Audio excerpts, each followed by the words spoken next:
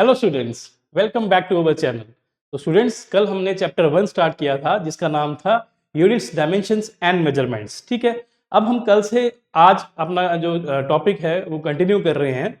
और आज के टॉपिक में जो हमारा टॉपिक है आज के दिन वो क्या है? The topic is practical units. तो कल हमने पढ़ा था कि जो यूनिट्स होते हैं वो दो किस्म के होते हैं, एक फंडामेंटल यूनिट्स होते हैं, एक डिराइव्ड यूनिट्स होते हैं। और हमने ये भी पढ़ा था, in addition to two units there is also another units that are known as the supplementary units, जिसमें सप्लीमेंट्री यूनिट्स में हमने प्लेन एंगल पढ़ा था और सॉलिड एंगल पढ़ा था। और प्लेन एंगल का यूनिट क्या होता है? रेडियन।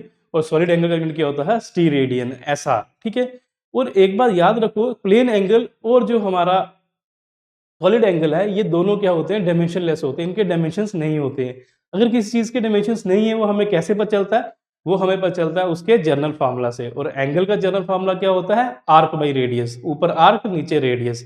आर्क भी लेंथ होती है और रेडियस भी लेंथ होता है। लेंथ और लेंथ कैंसिल हो जाएंगे, इसलिए हम बोलते हैं कि जो एंगल होता है वो बेसिकली क्या होता है? डायमेंशनलेस होता है। ठीक है, ये ऑब्जेक्टिव 2022 नीट में आया हुआ है। ठीक है, उसमें क्या आया था कि प्लेन एंगल और जो हमारा सॉलिड एंगल है इसके जो यूनिट्स हैं वो क्या होते हैं? अगर होते हैं तो बताओ क्या होते हैं, और इसके डायमेंशंस बताओ अगर होते हैं। तो ये डायमेंशन लेस होता है और इसके यूनिट्स मैंने बता दिए, रेडियन और स्टीरेडियन। ठीक है, अब हम in addition to the supplementary units एक यूनिट और होते हैं जिनको बोलते हैं प्रैक्टिकल यूनिट्स। क्या बोलते हैं? प्रैक्टिकल यूनिट्स, या इसको हम कभी कभी कमर्शियल यूनिट भी बोलते हैं। क्या बोलते हैं? Commercial units. तो यहाँ पे क्वेश्चन क्या फ्रेम होता है, मैं आपको समझाता हूँ क्वेश्चन क्या आता है। तो हमें यहाँ पे जो प्लेन जो प्रैक्टिकल यूनिट्स हैं सभी फिजिकल क्वांटिटीज के नहीं पढ़ने हैं, हमें सिर्फ जो बेसिक फंडामेंटल क्वांटिटीज हैं, जो लेंथ, मास, टाइम, उन्हीं के ही हमें क्या करने हैं? प्रैक्टिकल यूनिट्स के बारे में पढ़ना है। तो हम बात करते हैं सबसे पहले लेंथ की। ठीक है, सबसे पहले तो ये आना चाहिए कि लेंथ के प्रैक्टिकल यूनिट्स कौन से होते हैं, उनके नाम बताओ। पहले कभी ऐसा क्वेश्चन आ जाता है, तो याद रखना जो लेंथ के जो प्रैक्टिकल यूनिट्स है वो कौन? Fermi, X ray unit, angstrom, micron. Micro नहीं, हमने कल प्रीफिक्स पढ़ा था उसमें माइक्रो था ये, लेकिन माइक्रोन है ये। एस्ट्रोनॉमिकल यूनिट एयू जिसको बोलते हैं, लाइट ईयर, पार्सेक। ये आपको याद रखना, लास्ट के दो आपको इंपॉर्टेंट याद रखने हैं, लाइट ईयर और पार्सेक। ये बेसिकली क्वेश्चन आता है, ये जो लाइट ईयर है ये किस चीज, किस फिजिकल क्वांटिटी का यूनिट है? जो आपको पता होना चाहिए किसका है? लेंथ का यूनिट है। इसी तरह पूछते हैं पार्सक किसका यूनिट है? तो पार्सक भी लेंथ का है। तो यहाँ पे कुल मिला के 7 यूनिट्स हैं लेंथ के। जैसे आपको तो खाली यही पता होगा लेंथ के यूनिट मीटर या सेंटीमीटर होते हैं, नहीं। अब से आपको ये याद रखना है, ये 7 यूनिट्स होते हैं। Fermi, X ray unit, angstrom, micron, astronomical unit, light year, parsec, ये बेसिकली क्या है? ये आपके यूनिट है लेंथ के। ठीक है, अब हम बात करते हैं एक फर्मी कितने मीटर्स के बराबर होता है। हम बात करते हैं एक फर्मी कितने मीटर्स के बराबर होता है। ठीक है, तो याद रखें, अब हम बात कर रहे हैं वन फर्मी। तो एक फर्मी, अगर मैं ऐसे लिखता हूं वन फर्मी मीटर, तो इसको हम क्या कैसे रीड करते हैं? One fermi metre. One fermi metre किसके बराबर होता है? तो आपको पता है fermi, F for fermi, F for femto. और फेम्टो का ये प्रीफिक्स हो गया, और प्रीफिक्स का मतलब क्या होता है? वन इधर ही आएगा, प्रीफिक्स की जगह लिखेगा 10⁻⁻15 मीटर। इन शॉर्ट हम बोल सकते हैं जो वन फर्मी मीटर होता है वो 10⁻⁻15 मीटर होता है। ठीक है, तो यहाँ पे आपको एक कन्वर्जेंस भी आनी चाहिए कि फर्मी मीटर कितने मीटर्स के बराबर होता है। ठीक है, फिर नेक्स्ट हमारा यूनिट आता है जो वो है एक्सयू, एक्सरे यूनिट। अब जो एक एक्सरे यूनिट है वो किसके बराबर होता है? ये आपको याद रखना है, एक एक्सरे यूनिट 10⁻⁻13 मीटर के बराबर होता है। ठीक है, ये आपको याद रखना है। दो यूनिट हो गए, इस यूनिट को क्या बोलते हैं? फर्मी। तो fermi is the unit of length, XU is X ray unit, X ray unit is the unit of length. Next आपके पास आता है एंगस्ट्रॉम। एक एंगस्ट्रॉम किसके बराबर होता है? एक एंगस्ट्रॉम किसके बराबर होता है? तो एक एंगस्ट्रॉम किसका होता है? साइज ऑफ एटम होता है। किसका होता है? Size of a atom. जितना साइज का जो एटम का साइज होता है वो कितना होता है? एक एंगस्ट्रॉम। और एक एंगस्ट्रॉम कितना होता है? 10⁻⁻10 मीटर। तो ये आपको याद रखना है। तो एंगस्ट्रॉम किसका यूनिट है? कभी ये क्वेश्चन आ जाता है, लेंथ का यूनिट है। अगर लेंथ का यूनिट है तो एक एंगस्ट्रॉम कितने मीटर्स के बराबर होता है? ये भी क्वेश्चन आता है, तो 10⁻⁻10 मीटर के बराबर होता है। ठीक है, अब हम बात करते हैं माइक्रोन की। किसकी बात करते हैं? माइक्रोन की। माइक्रोन वो बोलता है कि एक माइक्रोन, ठीक है, किसके बराबर होता है? ठीक है, हम बात करते हैं ये। ठीक है, माइक्रोन को क्या बोलते हैं? माइक्रोन को माइक्रोमीटर बोलते हैं, क्योंकि ये चीज किसको डिनोट करती है? प्रीफिक्स, कौन सा प्रीफिक्स होता है?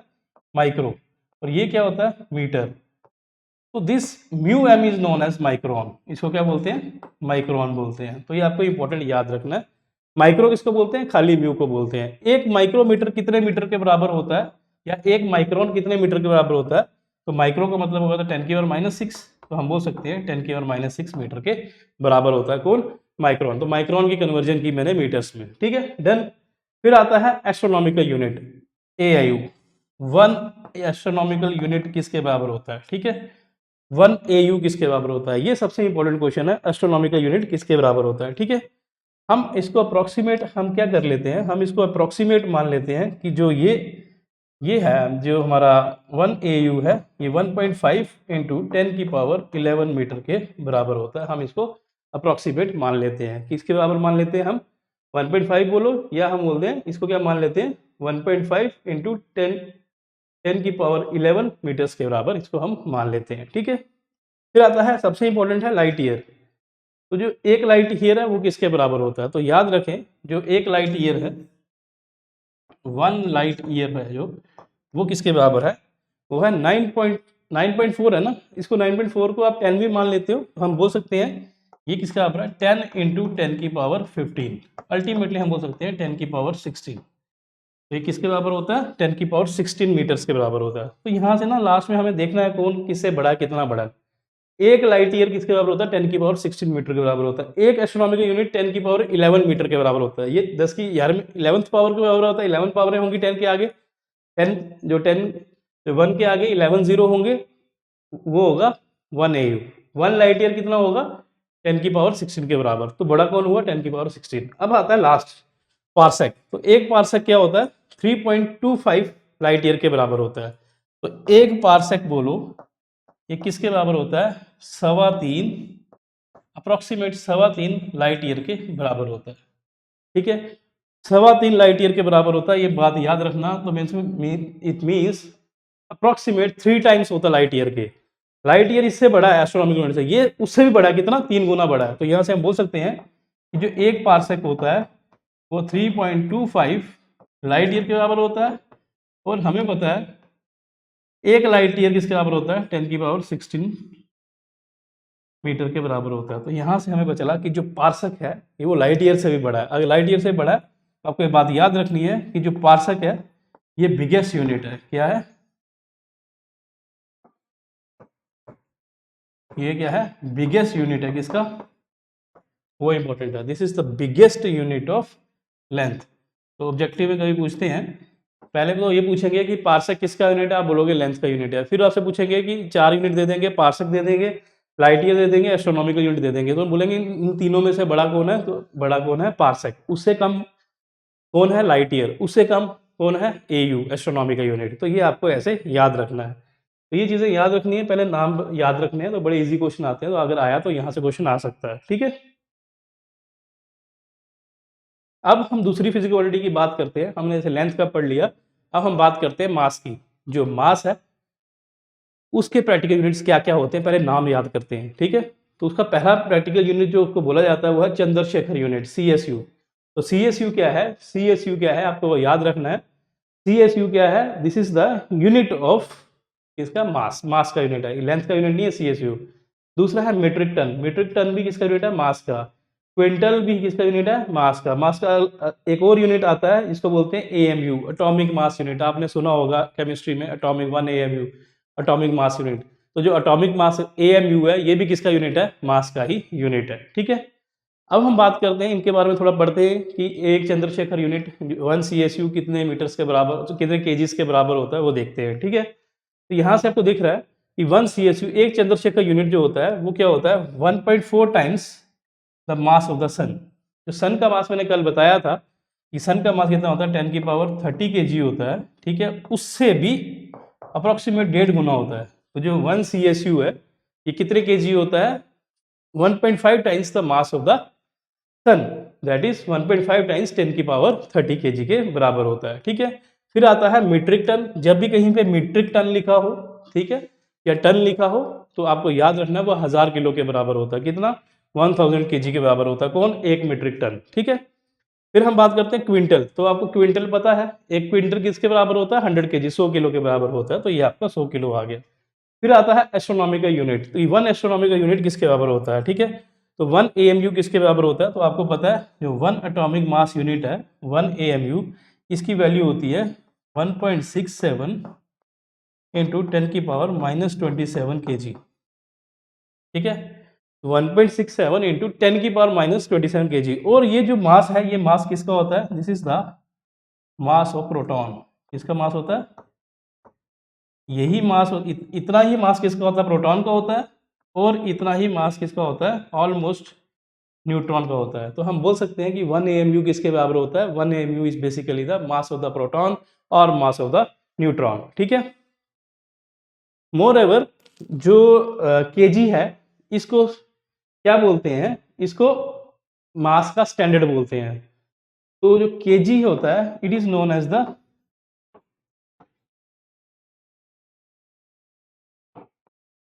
Standard of mass, first standard of mass. Mass का पहला स्टैंडर्ड किसको माना जाता है, केजी को। और अगर हम एटॉमिक फिजिक्स की बात करें, जब फिजिक्स में हम एटम से डील करते हैं, जिस फिजिक्स में छोटी माइक्रो फिजिक्स में बात करते हैं, जब हम छोटे इलेक्ट्रॉन्स की डील करते हैं, उसमें जो मास है इलेक्ट्रॉन का, तो जब हमारा केजी में नहीं लिया जाता, एटॉमिक फिजिक्स में एएमयू में लिया जाता है, एटॉमिक मास यूनिट की फॉर्म में लिया जाता है, ठीक है। इसलिए जो एएमयू है, इसको क्या बोलते हैं, सेकंड स्टैंडर्ड बोलते हैं मास का। क्या बोलते हैं, सेकंड स्टैंडर्ड ऑफ मास या सेकंड मास स्टैंडर्ड बोलते हैं। तो कभी क्वेश्चन आ जाता है, which of the following is known as the second standard mass of, second standard mass, ऐसे क्वेश्चन आया था। तो आपको याद है सेकंड स्टैंडर्ड मास किसको बोलते हैं, एएमयू को बोलते हैं, एटॉमिक मास यूनिट को बोलते हैं, ठीक है। ये था हमारे मास के प्रैक्टिकल यूनिट्स। अब हमारा आया टाइम। तो टाइम से भी काफी टाइम क्वेश्चन फ्रेम होता है कि जो टाइम है, इसके प्रैक्टिकल यूनिट्स कौन से हैं। पहले नाम पता होने चाहिए, हम नाम रीड करेंगे। सबसे पहला यूनिट होता है टाइम का ईयर, ठीक है। नॉर्मली जो ईयर है, 1 ईयर लगा मुझे कुछ काम करने में, तो मेरे इतना टाइम लगा। तो पहला क्या है, इसका ईयर है। दूसरा क्या है इसका, जो दूसरा हमारा कमर्शियल यूनिट बोलो या प्रैक्टिकल यूनिट टाइम का, वो है लूनर मंथ। कौन सा मंथ, लूनर। जब वर्ड लूनर लगे, इस मीन्स कि वो किससे, मून से रिलेटेड है, ठीक है। देन जो तीसरा हमारा नाम आता है, कि जो तीसरा हमारा यूनिट है, वो क्या है, सोलर डे, ठीक है। तो 3 यूनिट है जो हमारे टाइम के, एक है ईयर, एक है लूनर मंथ, और एक है solar day. These are also known as the practical units of the time, ठीक है। अगर हम बात करें इसकी, छोटा सा करें थोड़ा सा,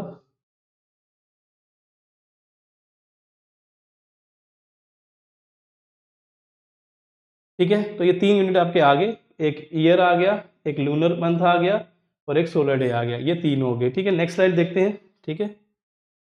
तो हम बात करते हैं,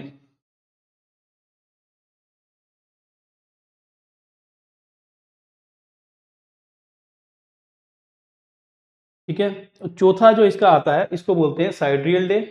चौथा यूनिट आ गया, ठीक है। देन जो हमारा 5वां यूनिट आता है, इसको टाइम के यूनिट को एक नया यूनिट आया आपका, एक इसको बोलते हैं शेक। तो शेक इज बेसिकली, क्वेश्चन आता है शेक किसका यूनिट है, तो आपको बताना है shake is basically the unit of time, ठीक है। उससे पहले आप डिस्कस करते हैं कि एक ईयर किसको बोलते हैं, ईयर को डिफाइन करते हैं, ठीक है। लूनर मंथ को डिफाइन करते हैं।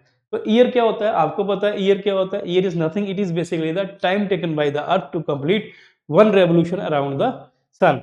ये सन है, सन के अराउंड कितना टाइम लगता है उसको रिवॉल्व करते हुए, उसको बोलते हैं ईयर। और मोस्टली हमें पता है कि एक ईयर में कितने डेज होते हैं, 365 डेज होते हैं, और 6 आवर्स होते हैं।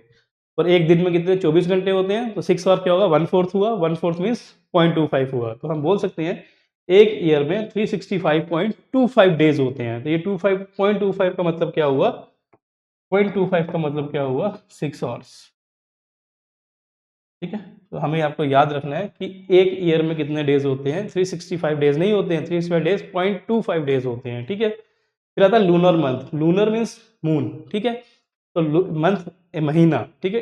ये क्या होता है, जो मून टाइम लेता है to complete 1 revolution around the earth. तो जल्दी होता क्या, अर्थ सूरज के अराउंड घूमती है, और जो मून है वो अर्थ के अराउंड घूमता है। तो time taken by the moon to complete 1 revolution around the earth is known as the lunar month. तो लूनर मंथ क्या होता है, कितना टाइम एक मून को लगता है अर्थ के अराउंड घूमने में। और एक लूनर मंथ किसके बराबर होता है, 27.3 डेज के बराबर, 27.3 डेज। इसका मतलब अगर एक मून है, उसको अगर एक कंप्लीटली रिवॉल्व करना है, एक रेवोल्यूशन लगाना है अर्थ के अराउंड, तो उसे 27.3 दिन लगते हैं, ठीक है। ये आपको याद रखना है किसके बराबर होता है, कितने डेज के बराबर होता है। इसी तरह ये कितने डेज के बराबर होता है ये भी याद रखना है। फिर आता है सोलर डे, जैसे लूनर डे था, लूनर मंथ था, अब सोलर डे आ गया। सोलर जब भी वर्ड यूज होता है तो सन के साथ कोई ना कोई ऐसा रिलेशन होता होगा। तो सोलर डे क्या होता है, time taken by the day क्या होता है, कितना टाइम लगता है सन को, सॉरी अर्थ को अपनी एक्सिस के अराउंड रोटेट करने में, उसको क्या बोला जाता है, उसको बोला जाता है सोलर डे। तो सोलर डे क्या होता है, time taken by the earth to complete one rotation about its own axis, लेकिन किसके रिस्पेक्ट में, सन के रिस्पेक्ट में। धरती हमेशा सन के रिस्पेक्ट में ही रिवॉल्व करती है। तो हम बोल सकते हैं कि सोलर डे क्या होता है, time taken by the sun to complete one rotation about its own axis with respect to the sun. ठीक है। अब एक बात इन पे इंपॉर्टेंट बात आती है कि जब भी धरती घूमती है, जब भी हमारी अर्थ रोटेट करती है, it is very important that कि जब वो एक रोटेशन लगाती है तब जो वो टाइम लेती है वो अलग होता है, जब दूसरा रोटेशन लगाती है तब जो टाइम लगता है वो अलग होता है, तीसरा, चौथा, पांचवा अलग अलग होता है। इसी तरह 365 डेज हो जाएंगे टोटल। हर जब 365 डेज में क्या होगा, हर दिन वो क्या करेगी, अलग अलग टाइम लगाएगी एक कंप्लीट रोटेशन के लिए। ठीक है। इसलिए हम क्या करते हैं, जो एक रोटेशन लगाती है, जो टाइम लगता है एक रोटेशन, उसको क्या बोलते हैं, सोलर डे बोलते हैं। इसलिए हम सोलर डे नहीं लेते, हम एक टर्म यूज करते हैं एवरेज सोलर डे। तो हम क्या करते हैं, उनकी सबकी जितने दिन में हर एक दिन कितना कितना टाइम लगा उनकी एवरेज लेते हैं। तो हम क्या करते हैं, हम एक यूज करते हैं, एक टर्म यूज करते हैं, क्या उसको बोलते हैं, एवरेज सोलर डे। तो हम क्या करते हैं, एक टर्म यूज करते हैं, उसका नाम है एवरेज सोलर डे। तो उसमें क्या लेते हैं, हम एवरेज लेते हैं सभी दिन की, जब हमारी अर्थ रोटेट करती है। तो हम एक एवरेज सोलर डे लेते हैं। इसलिए हम बोलते हैं कि एक सोलर ईयर में, ठीक है, कितने solar day, average solar day होते हैं वो इतने हैं। तो एक्चुअली जब हम बात करते हैं एक ईयर में 365.25 डेज होते हैं, तो वो डेज नहीं होते हैं, बल्कि वो सोलर डेज होते हैं। ठीक है। वो क्या बोलते हैं, आप बोल सकते हैं उनको क्या बोलते हैं, सोलर डेज। और सोलर डेज में क्या बोलते हैं, एवरेज सोलर डेज। तो एक सोलर ईयर में कितने दिन होते हैं, 365.25 एवरेज सोलर डे होते हैं। ठीक है। और यहां से हम बात निकाल सकते हैं कि जो एवरेज सोलर डे होगा, एक वो किसके बराबर होगा, ये चल जाएगा नीचे। ठीक है। तो ये आ जाएगा 1/365 the part of the solar year. ठीक है, क्लियर।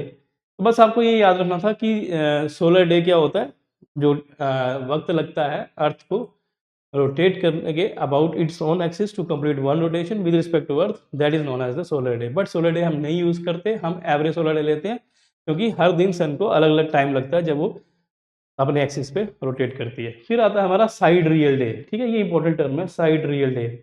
अब साइड रियल डे क्या होता है, sidereal day is defined as the time taken by the earth to complete one rotation about it axis with respect to a distant star. जो time लगता है अर्थ को रोटेट करने में अपनी एक्सिस पे कंप्लीट रोटेशन के लिए, लेकिन किसके रिस्पेक्ट में, अगर वो किसके रिस्पेक्ट में घूम रही है, किसी दूर एक स्टार है उसके रिस्पेक्ट में। ठीक है। जब वो धरती घूमती है तो उसको अपनी एक रोटेशन लगाने में जो टाइम लगता है उसको साइडरियल डे बोलते हैं। और जब धरती घूमती है अपनी एक्सिस पे, उसको एक रोटेशन लगाने के जितना टाइम लगता है विद रिस्पेक्ट टू सन, उसको बोलते हो क्या है, सोलर डे। तो सोलर डे और साइडरियल डे में थोड़ा सा फर्क है।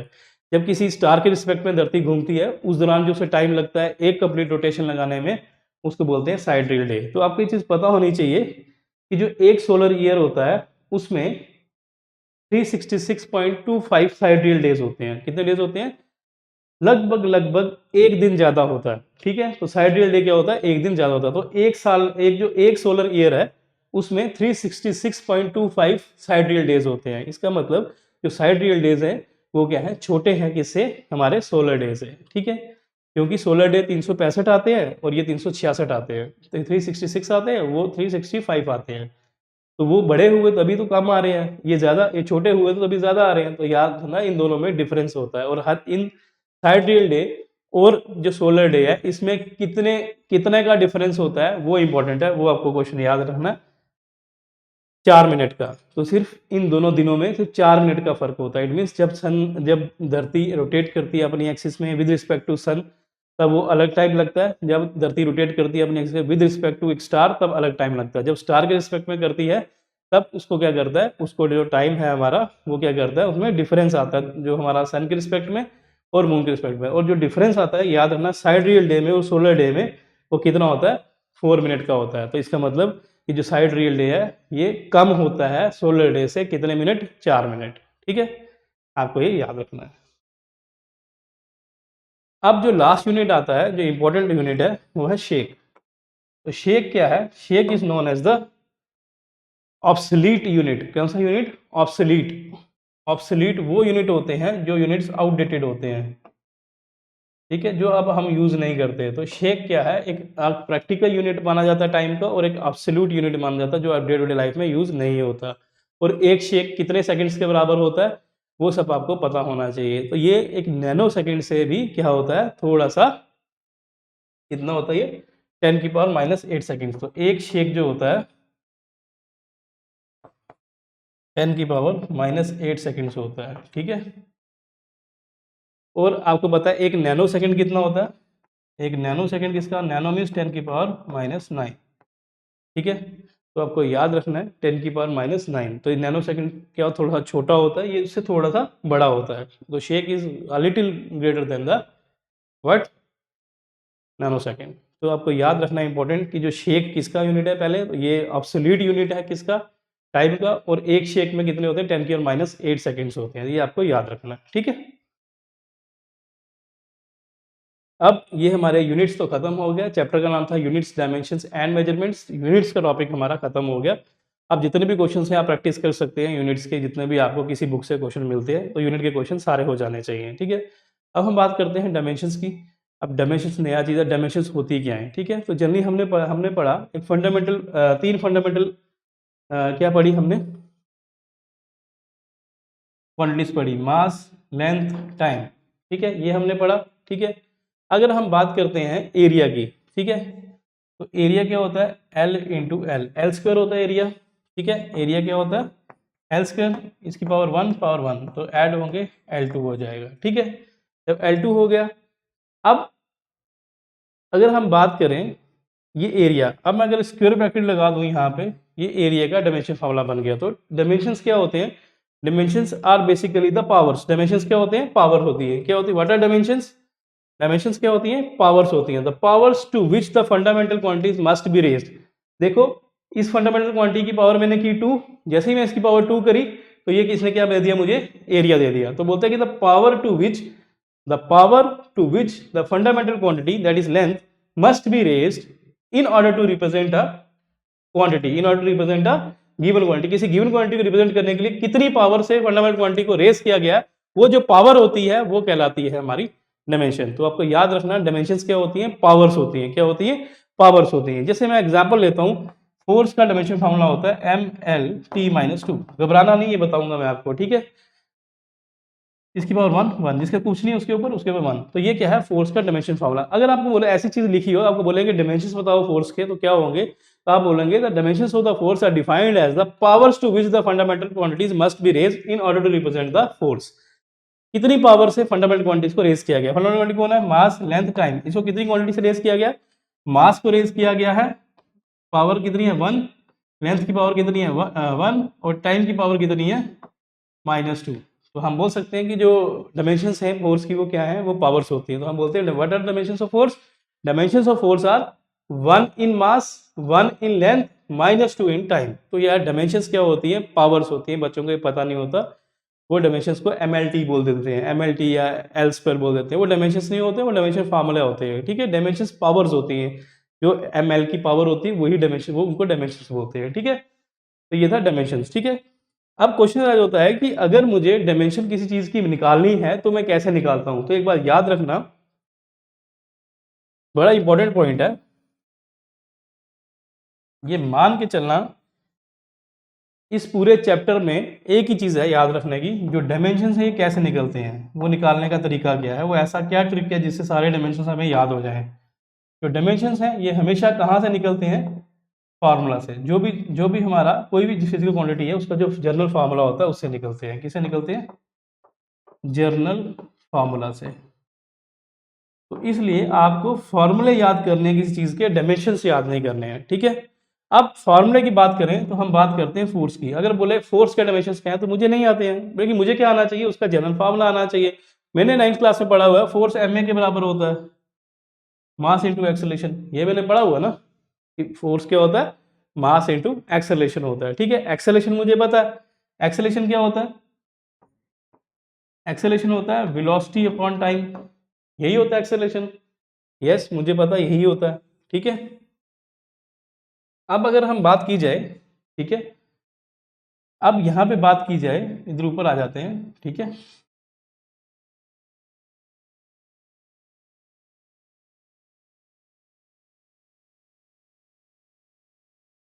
ठीक है, अब हम बात करते हैं यहाँ पे, ठीक है, फोर्स ये आ गया, मैं फोर्स यहीं पे लिख देता हूँ, ठीक है।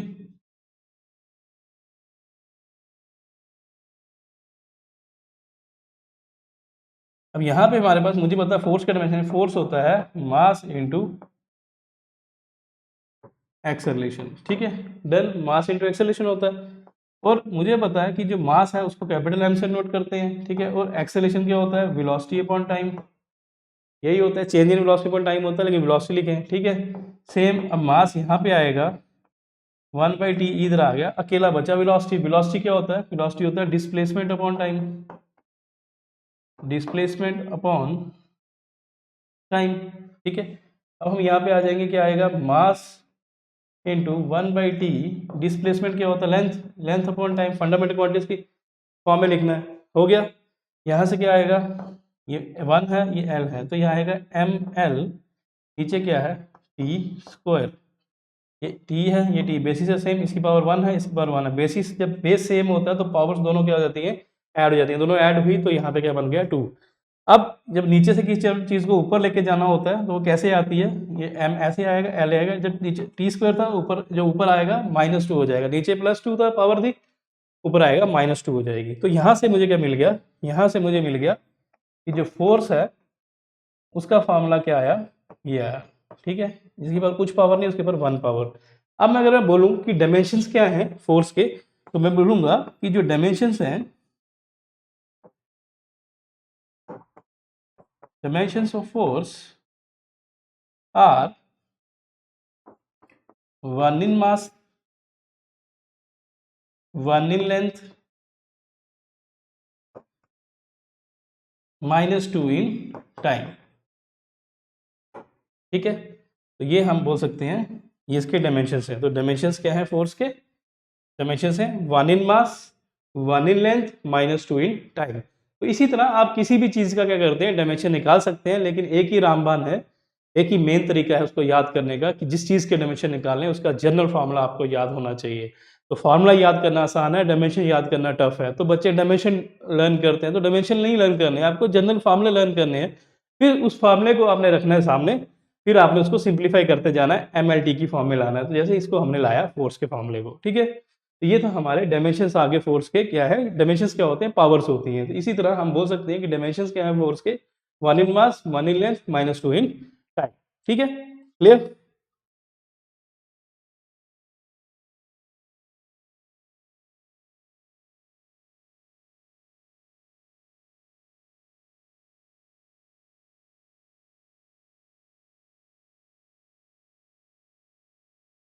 ठीक है, अब हम बात करते हैं, जैसे मैंने अभी इक्वेशन बनाई थी फोर्स की, वो फोर्स क्या था, MLT-2, ठीक है। अब क्या करता हूं मैं, अगर जो ये इक्वेशन मैंने बनाई थी फोर्स की, ठीक है, इस इक्वेशन पे अगर मैं दोनों साइड स्क्वायर ब्रैकेट डाल देता हूं, क्या डाल देता हूं, स्क्वायर ब्रैकेट, इंपॉर्टेंट है, ठीक है, देन ये जो इक्वेशन है ये नॉर्मल इक्वेशन नहीं रहेगी, ये इक्वेशन क्या बन जाएगी, इस इक्वेशन को बोलेंगे डायमेंशनल इक्वेशन। क्या बोलेंगे, डायमेंशनल इक्वेशन, ठीक है। और जो एक डायमेंशनल इक्वेशन होती है उसकी जो राइट साइड होती है, ये दिस राइट साइड, इस राइट साइड पे जो ये टर्म लिखी हुई है स्क्वायर ब्रैकेट MLT-2, अगर MLT-2 के अराउंड मैं अगर स्क्वायर ब्रैकेट लगा दूं तो ये जो पूरी चीज है इसको बोला जाता है डायमेंशनल फार्मूला।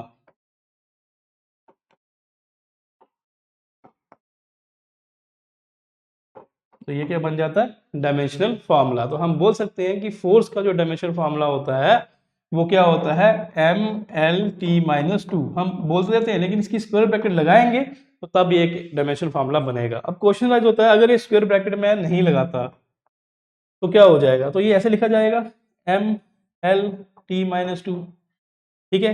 M है, M क्या होता है, मास, ठीक है। दो चीजें होती हैं, अगर मैं मास को सिंपली ऐसे लिख रहा हूं तो ये किसको रिप्रेजेंट करता है, ये रिप्रेजेंट करता है मैग्नीट्यूड को, किसको रिप्रेजेंट करता है, मैग्नीट्यूड को। तो हम तब ये अलग अलग, ये मास का मैग्नीट्यूड m हो गया, लेंथ का मैग्नीट्यूड l हो गया, और ये टाइम का मैग्नीट्यूड क्या हो गया, मैग्नीट्यूड मीन्स जो उसकी न्यूमेरिक वैल्यू होती है, तो न्यूमेरिक वैल्यू क्या होगी, टाइम।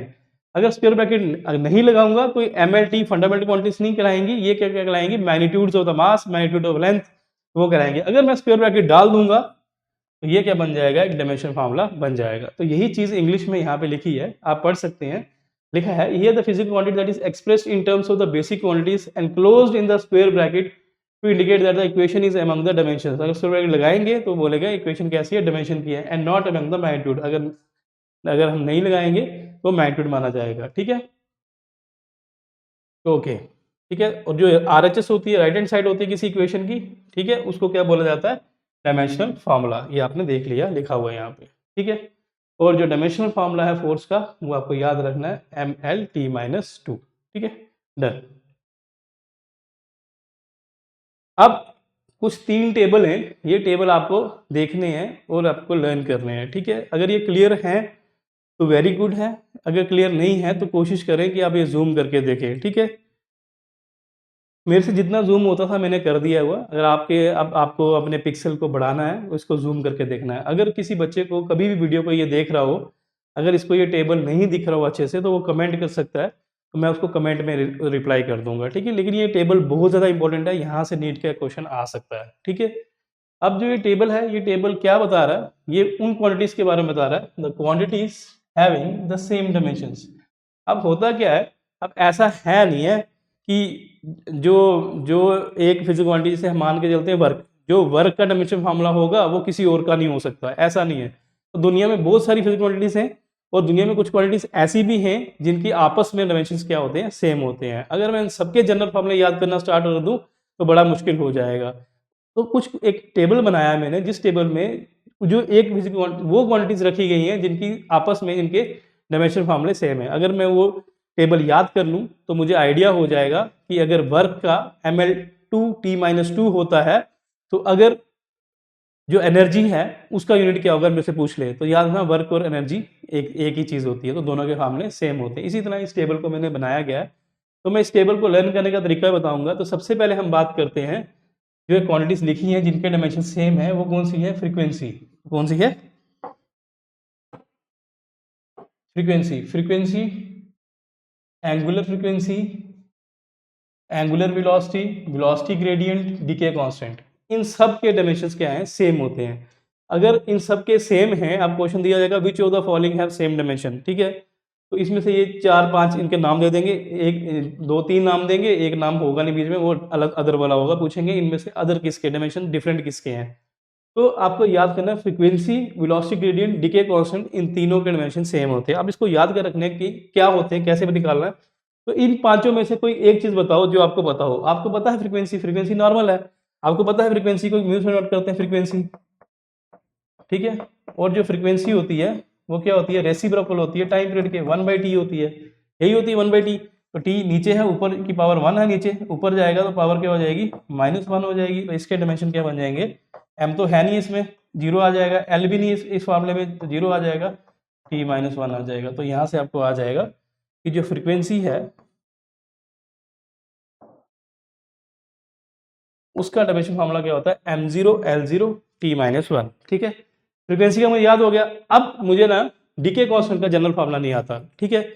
तो अगर आपको ये टेबल याद होगा, आपको पता है फ्रीक्वेंसी और डीके कांस्टेंट का सेम होता है, तो इसका मतलब डीके कांस्टेंट का भी आंसर क्या होगा, t-1 होगा। जैसे इसका t-1 था, तो डीके कांस्टेंट भी क्या होता है, t-1 ही होगा, दैट इज 1/t के बराबर होगा। ठीक, इसी तरह मैंने आपको एक चीज और बताता हूँ याद करने की, ठीक है।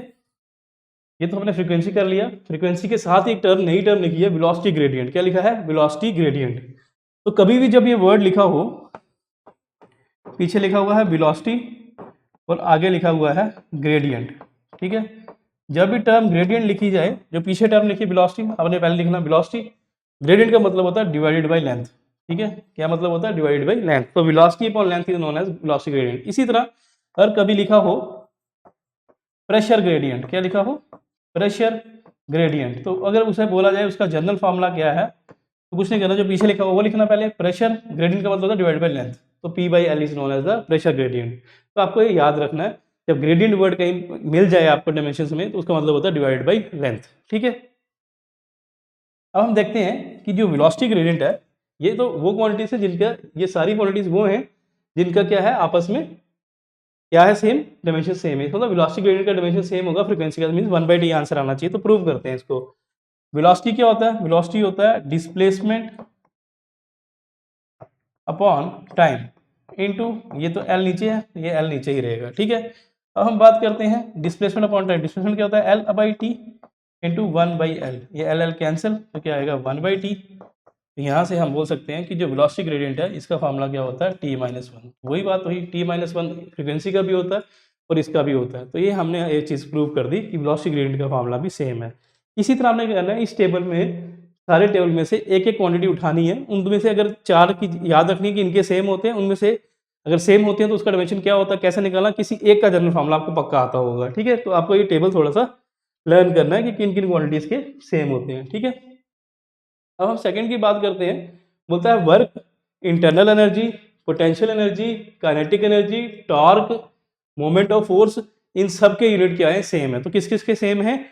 वर्क के और टॉर्क के, ठीक है। वर्क और एनर्जी के सेम होते हैं, वर्क एनर्जी थ्योरम होती है, हम आगे जाके पढ़ेंगे 11th क्लास में, ठीक है। तो आपको पता होना चाहिए इस चीज़ के बारे में कि जो वर्क और एनर्जी, चाहे एनर्जी किसी भी टाइप की, पोटेंशियल एनर्जी है, अब काइनेटिक एनर्जी है, कोई भी एनर्जी है, उन दोनों के वर्क और वो एनर्जी के यूनिट क्या होंगे? सेम होंगे। इसी तरह एक क्वेश्चन आता है कि किसके दो ऑप्शन दिए जाते हैं, किसके सेम है? वर्क और टॉर्क के सेम है, वर्क और मोमेंटम के सेम है, वर्क और वेलोसिटी के सेम है। तो आपको जानना वर्क और जो टॉर्क है इन दोनों के सेम होते हैं। तो कैसे करेंगे? अब वर्क का तो आपको आता है, वर्क क्या होता है? Force into displacement. अगर फोर्स, वर्क क्या होता है? फोर्स इंटू डिस्प्लेसमेंट, ये पढ़ा हुआ आपने 9th एंड 10th क्लास में।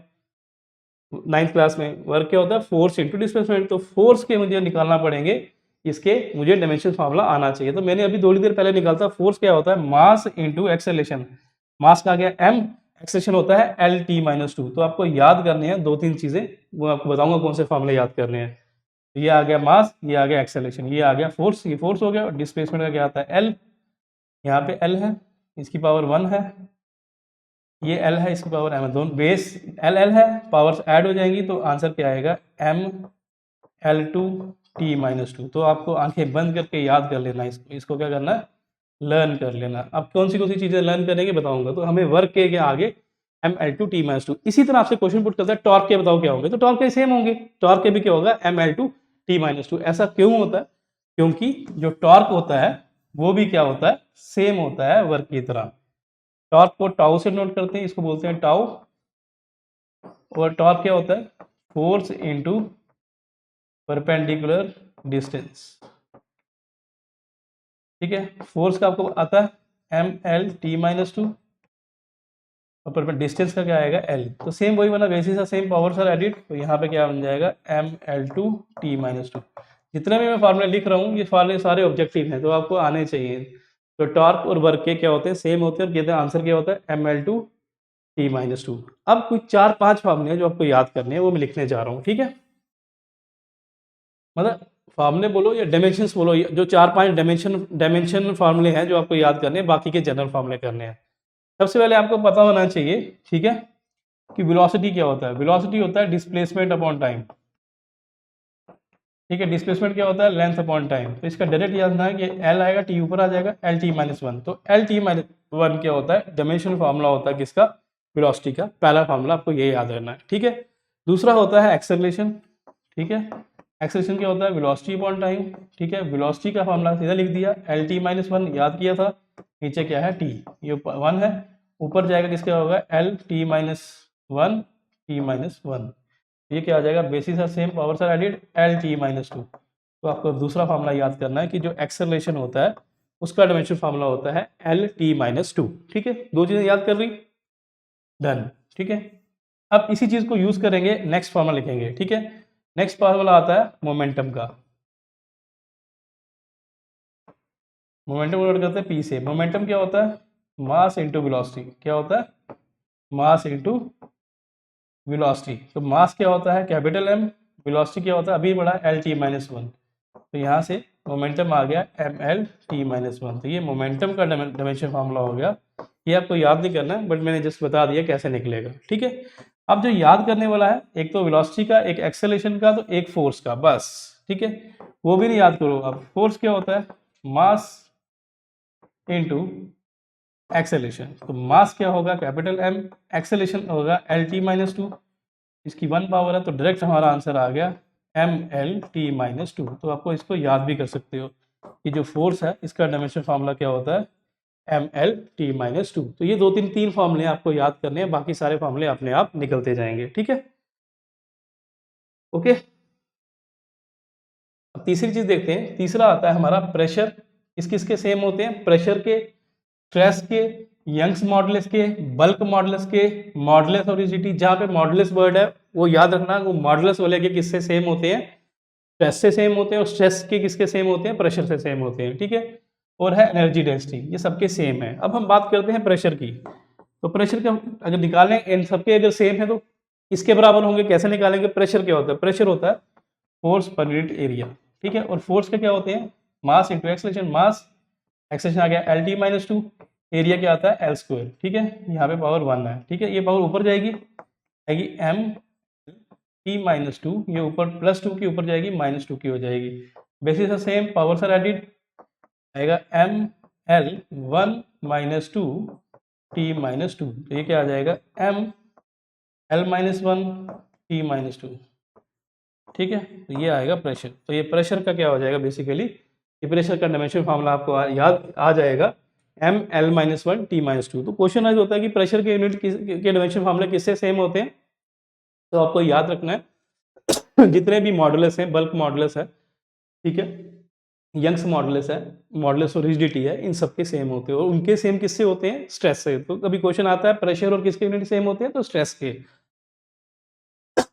ऐसा क्यों होता है, क्योंकि स्ट्रेस का फॉर्मूला आपको आना चाहिए। स्ट्रेस के ये सारे फॉर्मूले आप याद कर लो, अगर अभी याद करोगे तो ठीक है, नहीं तो पूरी 11th में हम पढ़ेंगे तो ये सारे फॉर्मूले अपने आप याद होते जाएंगे। स्ट्रेस क्या होता है, स्ट्रेस भी होता है फोर्स पर यूनिट एरिया। अगर फोर्स पर यूनिट एरिया है, प्रेशर भी यही होता है, तो इसके दोनों के यूनिट क्या होंगे, सेम होंगे। ये आपको याद रखना, ठीक है।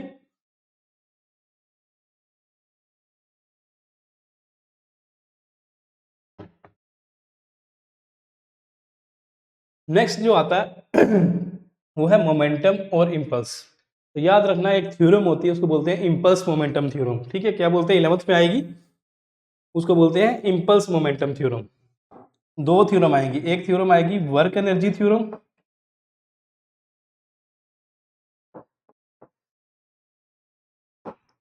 ठीक है, और एक आएगी इम्पल्स मोमेंटम थ्योरम।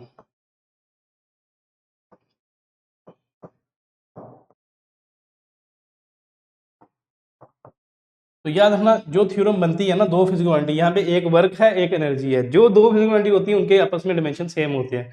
इसी तरह इस थ्योरम में कौन बना है, इम्पल्स और मोमेंटम, दो फिजिकल क्वांटिटी ली हुई है, इन दोनों के भी क्या होते हैं, सेम होते हैं। तो बड़ी बार आता है इम्पल्स और किसके यूनिट सेम होते हैं, तो आप करना इम्पल्स और मोमेंटम के। अब यूनिट कितने होते हैं, कैसे निकालेंगे, अभी मैंने बताया था मोमेंटम के बारे में। ठीक है, मोमेंटम का मैंने बताया था आपको, मोमेंटम क्या होता है पी, और मोमेंटम क्या होता है मास इंटू वेलोसिटी। ठीक है, मास का क्या होगा m होगा, और वेलोसिटी क्या होगा एल टी माइनस वन। तो यहाँ पे आंसर क्या आ जाएगा, M L T minus one. तो ये क्या आ जाएगा, ये आ जाएगा मोमेंटम का। अगर ये मोमेंटम का डायमेंशन फार्मूला है, यही किसका फार्मूला होगा, इम्पल्स का। किसका होगा, इम्पल्स का। अगर किसी बच्चे को क्यूरियोसिटी है जानने की कि जो इम्पल्स होता है वो क्या होता है, तो इम्पल्स जो होता है उसका फार्मूला क्या होता है वो भी बता देते हैं आपको। इम्पल्स होता है force into small time, force into time. अगर फोर्स इंटू टाइम है तो फोर्स का क्या होता है मास इंटू एक्सेलरेशन, मास का m, एक्सेलरेशन का एल टी माइनस टू, और ये टाइम का, ये बेसिस सेम, पावर से added, M L T minus two plus one. तो क्या आ जाएगा, M L T minus one. तो यही निकला था अभी मोमेंटम का। तो याद रखना, इम्पल्स और मोमेंटम का फार्मूला क्या होता है, सेम होता है। ठीक है, इसी तरह हमारा आगे आता है एक्सेलरेशन ड्यू टू ग्रेविटी। जो एक्सेलरेशन ड्यू टू ग्रेविटी है उसका जो फार्मूला होगा, डायमेंशन फार्मूला, जो एक्सेलरेशन ड्यू टू ग्रेविटी जिसको स्मॉल जी बोलते हैं, उसका डायमेंशन फार्मूला सेम होगा एक्सेलरेशन का। तो एक्सेलरेशन क्या होता है एल टी माइनस टू, तो इसका भी क्या आएगा एल टी माइनस टू। ठीक है, और इसका सेम किसका सेम होता है, इसका और ग्रेविटेशनल फील्ड इंटेंसिटी का, gravitational field intensity, gravitational field intensity इसका और किसका सेम होगा, एक्सेलरेशन ड्यू टू ग्रेविटी का। इसी तरह थर्स्ट होता है, थर्स्ट का, फोर्स का, वेट का। वेट भी एक किस्म से फोर्स है, एनर्जी ग्रेडियंट का, इनके सबका सेम होगा। वर्ड आया यहाँ पे एनर्जी ग्रेडियंट, क्या आया वहाँ पे, एनर्जी ग्रेडियंट। तो हम देखते हैं एनर्जी ग्रेडियंट। मैंने अभी आपको 2 मिनट पहले टिक बताया था एक, जब ग्रेडियंट वर्ड लिखा आगे तो पीछे चीज़ लिखी होती है वो energy divided by gradient. Gradient का मतलब होता है डिवाइडेड बाई लेंथ। एनर्जी क्या होता है, वर्क होता है, ठीक है। वर्क क्या होता है, फोर्स इंटू डिस्प्लेसमेंट होता है, ठीक है। फोर्स क्या होता है, मास इंटू एक्सेलेरेशन, m(l(t)-2, ये आएगा l अपॉन l, ये l कैंसिल, तो हमारा फार्मूला क्या बनेगा, m(l(t)-2। ये किसका होता है, फोर्स का होता है, किसका होता है, फोर्स का होता है। तो हमें यहाँ पे देखो कि जो एनर्जी ग्रेडियंट का, फोर्स का, वेट का, थ्रस्ट का, सबका बराबर होता है, ठीक है। ये आपको पता होना चाहिए। नेक्स्ट जो इंपॉर्टेंट टर्म आता है सरफेस टेंशन, क्या आता है आपको, सरफेस टेंशन का, और जो सरफेस एनर्जी है, ठीक है, एनर्जी पर यूनिट एरिया, इन दोनों का क्या है, डायमेंशन फार्मूला सेम है। तो आपको याद होना चाहिए इनके दोनों का अगर सेम है, अगर दोनों में से किसी एक का पूछ लें कि निकालो क्या होता है, तो आपको सरफेस टेंशन पता होना चाहिए कि जो सरफेस टेंशन होता है उसका फार्मूला बहुत इंपॉर्टेंट है क्वेश्चन, ठीक है। जो सरफेस टेंशन होता है ये होता है फोर्स पर यूनिट लेंथ। क्या होता है, फोर्स पर यूनिट लेंथ। तो फोर्स क्या होता है, mass into acceleration upon length. ये लेंथ लेंथ कैंसिल, आएगा m(l(0)t-2। ये हमारा सरफेस टेंशन का डायमेंशन फार्मूला है। तो जो सरफेस टेंशन का है वही हमारा क्या होगा, सरफेस एनर्जी का होगा। सरफेस एनर्जी क्या होगी, एनर्जी पर यूनिट एरिया, ठीक है। इसी तरह हमारे कुछ क्वांटिटीज हैं जो आपको ध्यान देनी है, ठीक है। जैसे यहाँ पे आता है स्ट्रेन। तो स्ट्रेन क्या होता है आपको पता होना चाहिए। स्ट्रेन जो होता है, स्ट्रेस होता है force per unit area, strain होता है change in length upon original length, ठीक है। ऊपर भी लेंथ आएगी, नीचे भी लेंथ, जब दोनों चीजें सेम है कट जाएंगी तो एक कांस्टेंट बच जाएगा, और जो कांस्टेंट होता है इसके डायमेंशन ये क्या होते हैं, इसके डायमेंशन क्या होते हैं, ये डायमेंशन लेस होता है, तो इसके डायमेंशन होते ही नहीं है। तो याद रखना स्ट्रेन क्या है, डायमेंशन लेस। अगर डायमेंशन लेस है इसके डायमेंशन क्या होंगे, m0, l0, t0, तो आपको याद रखना है। तो स्ट्रेन अगर डायमेंशन लेस है तो इसके साथ कौन सी क्वांटिटी से डायमेंशन लेस होती है वो भी आपको लर्न करनी है। Refractive index, relative density, angle. Angle तो याद रखना, एंगल चाहे एंगल प्लेन एंगल हो चाहे सॉलिड एंगल हो, तो ये बेसिकली क्या होता है, डायमेंशन लेस होता है। तो ऐसा क्यों होता है वो भी हम देख लेते हैं, ठीक है। एंगल को भी देख लेते हैं, ठीक है। एंगल का फार्मूला आपने 9th क्लास में पढ़ा होगा मैथ्स में। एंगल क्या होता है, थीटा, और एंगल क्या होता है, आर्क बाई रेडियस। क्या होता है, are length of the arc upon radius. Length of the arc means ऊपर भी लेंथ, रेडियस क्या है, ये भी लेंथ होती है, लेंथ लेंथ कैंसर, कांस्टेंट, और कांस्टेंट के डायमेंशन क्या होते हैं, डायमेंशन लेस होता है। तो एंगल हमेशा याद रखना, एंगल के यूनिट तो होते हैं लेकिन वो क्या है, डायमेंशन लेस होता है, ठीक है। इसी तरह कुछ रिलेटिव परमिटिविटी है, डाइलेक्ट्रिक कांस्टेंट है, रिलेटिव परमिटिविटी है, पॉइजन्स रेशियो है। ये पॉइजन्स रेशियो भी क्या होती है, डायमेंशन लेस होती है, ठीक है। डन, ठीक है।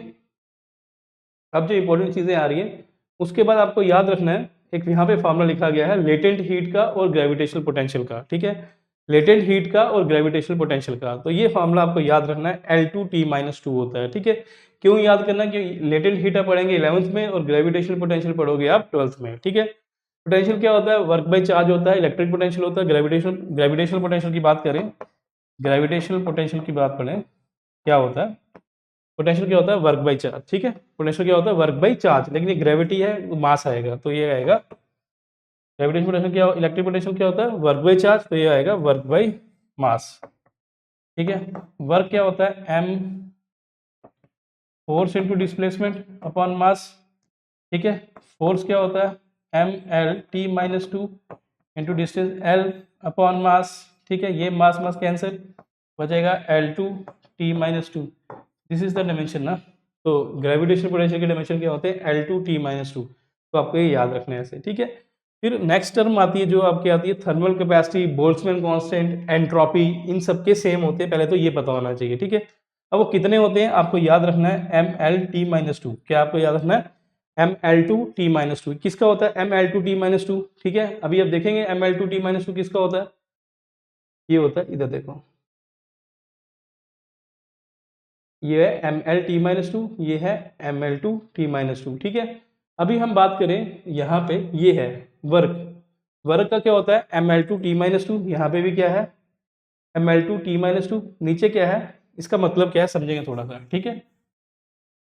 अगर यहाँ पे कभी ऐसे लिखा हुआ है ml2 t-2 into theta inverse, तो थीटा इनवर्स, थीटा किसके लिए होता है? टेम्परेचर के लिए होता है। तो हम बोल सकते हैं work by temperature is basically known as thermal capacity, Boltzmann constant, entropy. तो एंट्रोपी इनका फॉर्मूला याद रखने के लिए और कुछ नहीं करना, जो वर्क का फॉर्मूला है उसके लिए उसको डिवाइड करना है टेम्परेचर के साथ, हीट के साथ, तो आपको आंसर मिल जाएगा। तो आपको पता है वर्क का फॉर्मूला होता है ml2t-2 और नीचे क्या आएगा? थीटा। थीटा ऊपर आएगा तो क्या बन जाएगा? ml2t-2 theta inverse. ठीक है, डन। फिर जो इंपॉर्टेंट टर्म आती है हमारे पास, ठीक है, अब जो इंपॉर्टेंट टर्म आ रही है वो देखो, वो टर्म ये है √L/G, √M/K, √R/G। जब अंडर रूट बोले L/G, M/K ऐसे टर्म्स आए, या आपके पास क्या है L/R, L/R हो, L/C हो, RC हो, यहाँ पे L इंडक्टेंस होता है, R रेजिस्टेंस होता है। ठीक है, यहाँ पे जो L है लेंथ है, G एक्सेलरेशन ग्रेविटी। जब ऐसे कॉन्स्टेंट्स आते आए आपके, उनकी रेशियो दी हो, तो उसको याद रखना उनके यूनिट्स किसके बराबर होते हैं? टाइम के बराबर होते हैं। किसके बराबर होते हैं? टाइम के। तो आपको याद रखना है कि under root L/G, under root M/K, under root R/G, L/R, under root LC, RC, इन सब के डायमेंशन फार्मूला क्या होते हैं? जो टाइम के होते हैं। क्या होते हैं? जो टाइम के होते हैं। ठीक है,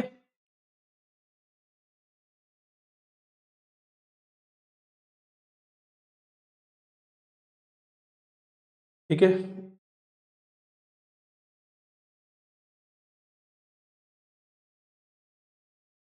दिख रहा है आपको?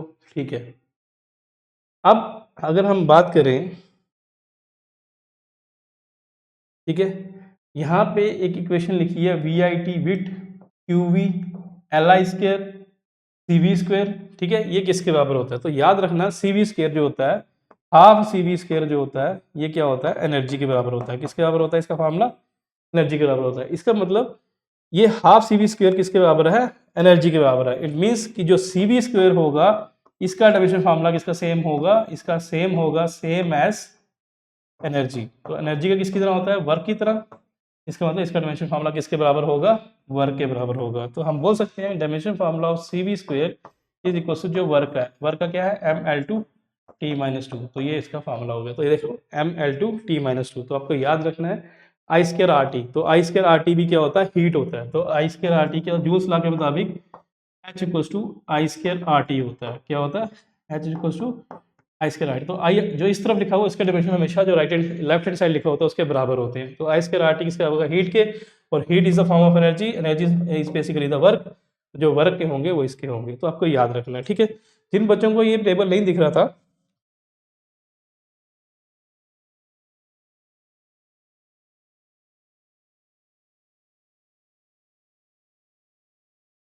जिन बच्चों को ये टेबल नहीं दिख रहा था, अभी ये अच्छे से स्क्रीनशॉट ले सकते हैं। ये पहले बॉटम का स्क्रीनशॉट ले लें। ठीक है, आपको ये दिख रहा है क्लियरली? ठीक है, देन वो अगर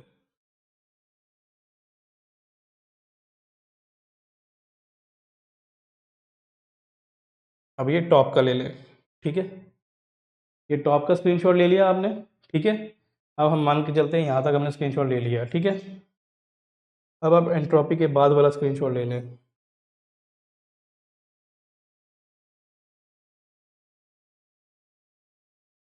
ठीक है, अब ये स्क्रीनशॉट ले लें। तो ये आपके सारे डायमेंशंस आपको याद होने चाहिए और इसी में से क्या होगा? क्वेश्चन फ्रेम होगा। ठीक है, अब कुछ इंपॉर्टेंट डायमेंशंस हैं। ठीक है, अब कुछ इंपॉर्टेंट डायमेंशंस हैं हमारे पूरी जो कंप्लीट फिजिक्स के। ठीक है, वो तो कुछ इंपॉर्टेंट डायमेंशन वो बताए थे पिछले स्लाइड में, जिनके वो फिजिकल क्वांटिटीज के डायमेंशन सेम है। अब पूरी कंप्लीट फिजिक्स में जो यूज हो रहे हैं वो डायमेंशन मैं आपको बताने जा रहा हूँ। ठीक है, अब यहाँ पे अगर आपको क्लियरली दिख रहा हो, ठीक है, मान के चलते हैं अब ये दिख रहा है।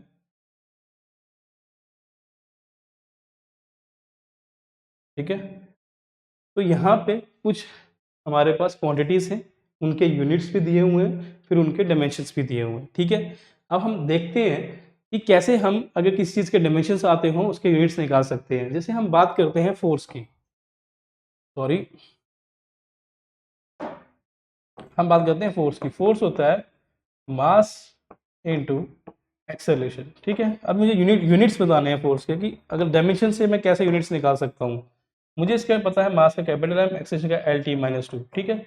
ये डायमेंशन फार्मूला होगा किसका, फोर्स का। हो गया डायमेंशन फार्मूला। अब इसके यूनिट्स बताने हैं फोर्स के। कुछ नहीं करना, जो एम है, एम के यूनिट पता है क्या होते हैं एसआई में, केजी, ठीक है। अगर आपको बोलेगा यूनिट्स बताओ एसआई सिस्टम में, मास का क्या होता है केजी, लेंथ का क्या होता है मीटर, और टाइम का क्या होता है सेकेंड। ये आ गया, तो ये सिंपल, ये आ गया यूनिट्स। तो हम बोल सकते हैं कि जो यूनिट्स हैं फोर्स के, वो क्या होते हैं केजी मीटर पर सेकंड स्क्वायर। ये कहाँ पे कब होते हैं, किस कौन से सिस्टम यूनिट में, एसआई में। तो एसआई में तो मीन्स डायमेंशंस दिए हूँ, तो उससे मैं क्या करता हूँ डायरेक्ट उसके यूनिट्स निकाल सकता हूँ, ठीक है। इसी तरह आपको याद रखना है कि जो टेम्परेचर फिजिकल क्वांटिटी है, इसका यूनिट क्या होता है केल्विन होता है, और इसके डायमेंशन क्या होते हैं, देखो टेम्परेचर क्या होंगे m0 l0 t0 थीटा होगा, खाली थीटा होगा, तो इसका क्या होगा खाली थीटा होगा, तो थीटा की पावर 1 आ गई। इसी तरह जो हीट है, heat is a form of energy, जो एनर्जी के होंगे वही होंगे, तो ml2 t-2 सेम एनर्जी जैसे, ठीक है।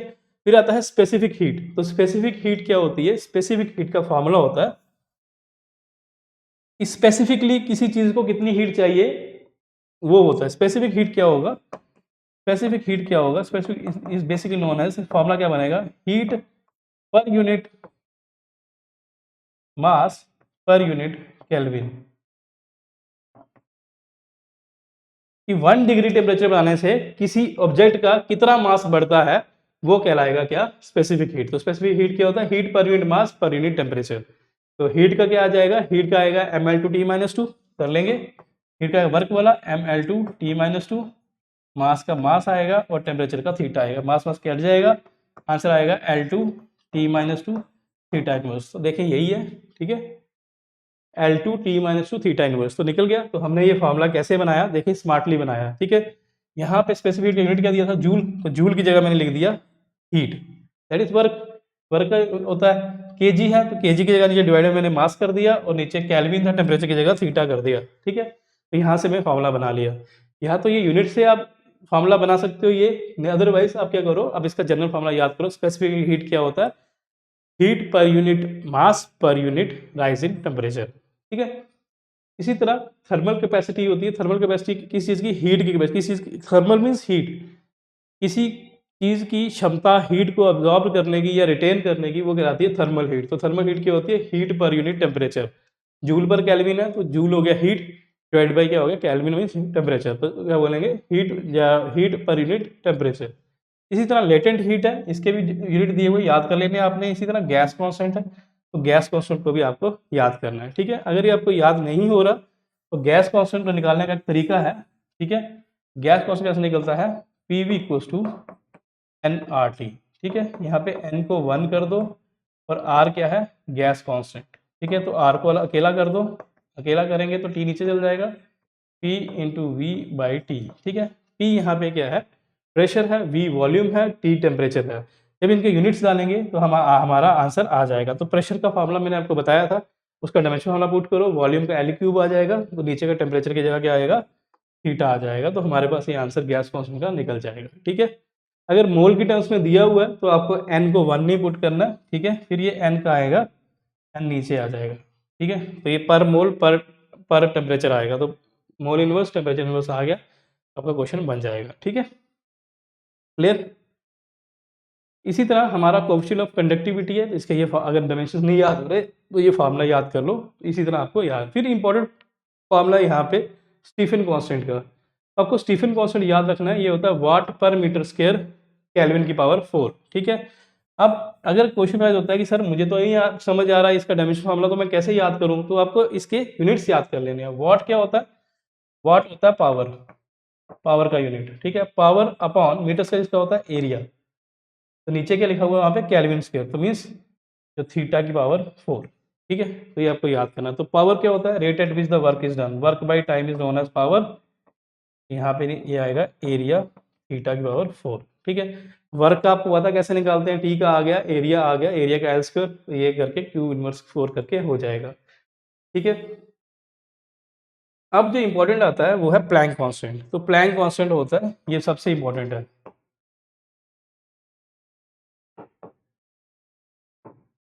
तो प्लैंक कांस्टेंट है, इसको बोलते हैं एच, और एच का डायमेंशन फार्मूला, तो एच का फार्मूला कहाँ से निकलता है, एक इक्वेशन होती है एनर्जी ऑफ अ फोटोन, वो कितनी होती है, E equals to H nu. तो न्यू क्या होता है, यहाँ पे फ्रीक्वेंसी होती है, क्या होता है, फ्रीक्वेंसी, और फ्रीक्वेंसी क्या होता है, 1/t होता है, रेसिप्रोकल ऑफ टाइम होता है। तो यहाँ से मुझे क्या करना है, अगर ये फार्मूला पता है, मुझे एच निकालना है, प्लैंक कांस्टेंट निकालना, तो जब कभी एक इक्वेशन दी हो, वहाँ पे डायमेंशन फार्मूला निकालना हो, तो जिस चीज़ का निकालना होता है उस चीज़ को एक अलग करना होता है, बाकी चीज़ों को एक तरफ ले जाना होता है, तो इसको मल्टीप्लाई है, डिवाइड हो जाएगा, तो एच यहाँ अकेला आ जाएगा, तो ई बाई न्यू हो जाएगा, ठीक है।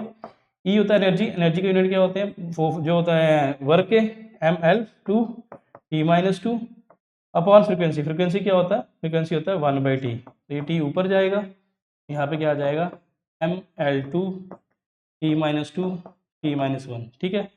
तो यहाँ पे क्या आ जाएगा, ये m तो ऐसे ही आएगा, l भी ऐसे ही आएगा, t-2 है, basis of same powers are added, -2 -1 t-3। ये जो फार्मूला होगा ना, ये फार्मूला होगा प्लैंक कांस्टेंट का, ये बड़ा इंपॉर्टेंट फार्मूला है। तो प्लैंक कांस्टेंट का फार्मूला क्या आएगा, ml2 t-3, t-1 है, ठीक है। तो यहाँ पे जब ऊपर आएगा ये, तो ये सिर्फ t आएगा, -2 + 1 क्या आ जाएगा, यहाँ पे -1 आ जाएगा। तो प्लैंक कांस्टेंट का फार्मूला क्या आ गया हमारे पास, ये फार्मूला आ गया ml2 t-1। तो प्लैंक कांस्टेंट का फार्मूला क्या आ गया, ml2 t-1। तो ये प्लैंक कांस्टेंट का बड़ा इंपॉर्टेंट फार्मूला है। ये इंपॉर्टेंट क्यों है, देखते हैं, क्योंकि जो प्लैंक कांस्टेंट है, मैंने कुछ एक टेबल में बताया था आपको कौन सी ऐसी क्वांटिटीज हैं जिनका डायमेंशन सेम होते हैं। तो याद रखना, प्लैंक कांस्टेंट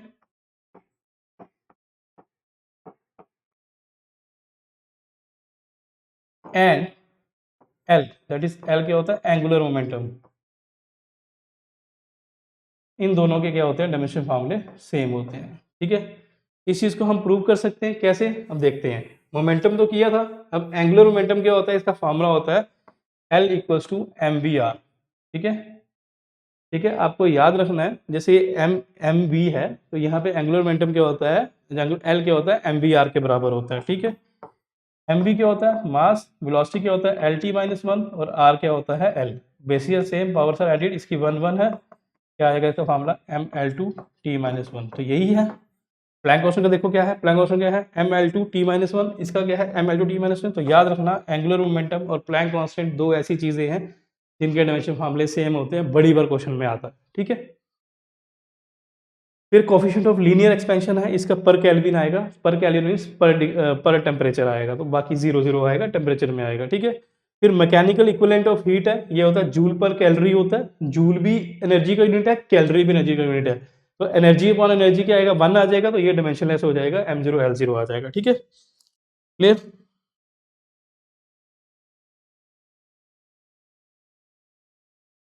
ठीक है, मैकेनिकल इक्विवेलेंट भी हो गया, ठीक है। अब हमारा आता है वैन डर वाल्स कांस्टेंट।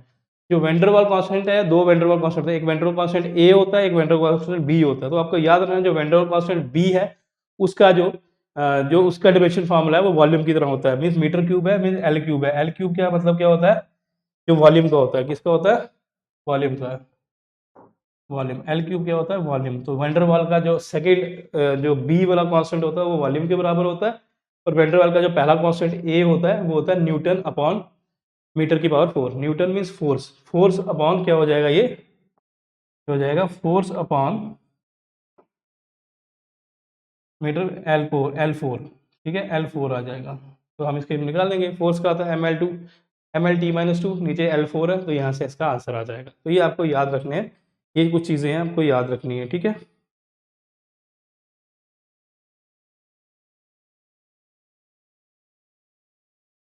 तो आप इसका स्क्रीनशॉट ले सकते हैं, ठीक है।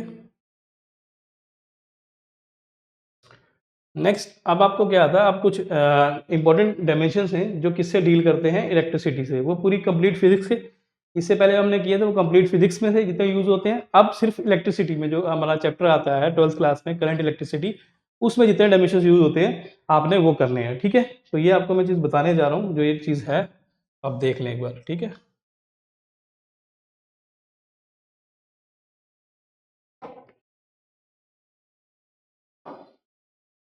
अब हम अगर बात करें, देखा जाए, तो यहाँ पे जो इलेक्ट्रिसिटी में जो हमारे डायमेंशंस यूज होते हैं वो कौन से हैं वो देखते हैं, ठीक है।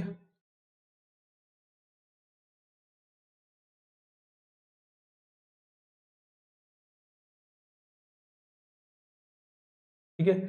सबसे पहले जो हमारा पहली चीज़ है चार्ज, तो चार्ज के डायमेंशंस क्या होते हैं तो आपको पता होना चाहिए।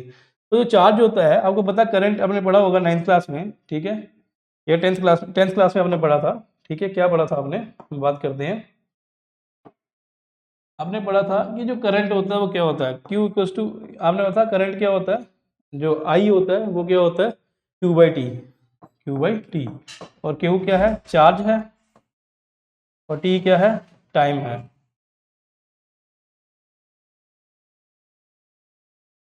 तो ये आएगा यहाँ से I इंटू टी, ठीक है। तो यह जब I इंटू टी आ गया तो करंट का आपको पता होना चाहिए, करंट के लिए जो स्टैंडर्ड यूनिट हम यूज़ करते हैं, फिजिकल क्वांटिटी ए करते हैं, इसके लिए टाइम के लिए टी करते हैं। तो चार्ज का क्या आ गया यहाँ से, AT, ठीक है। तो ये था हमारा, यहाँ से हमने चार्ज निकाल लिया। इसी तरह ये सारे डायमेंशन फॉर्मूले हैं, ये आपको एक बार देख लेने हैं, ठीक है। क्लास 12th में आके अपने आप आपको लर्न हो जाएंगे। लेकिन फॉर द टाइमिंग अभी आपने ये टेबल देखना है और कोशिश करनी है जो चीज़ें याद हो रही हैं वो आपको याद करनी है, ठीक है। अगर याद नहीं होंगी तो कोई इशू नहीं है, ठीक है, ये अपने आप को देख लेना है, ठीक है। अगर कोई चीज़ें याद नहीं भी होंगी तो कोई इशू नहीं है, लेकिन स्टिल आपको ये चीज़ें देखनी है और 12th में ऑटोमेटिक आपको याद हो जाएंगी, ठीक है। आज का लेक्चर हम यहीं पे ख़त्म करते हैं, ठीक है। Thank you for watching our video.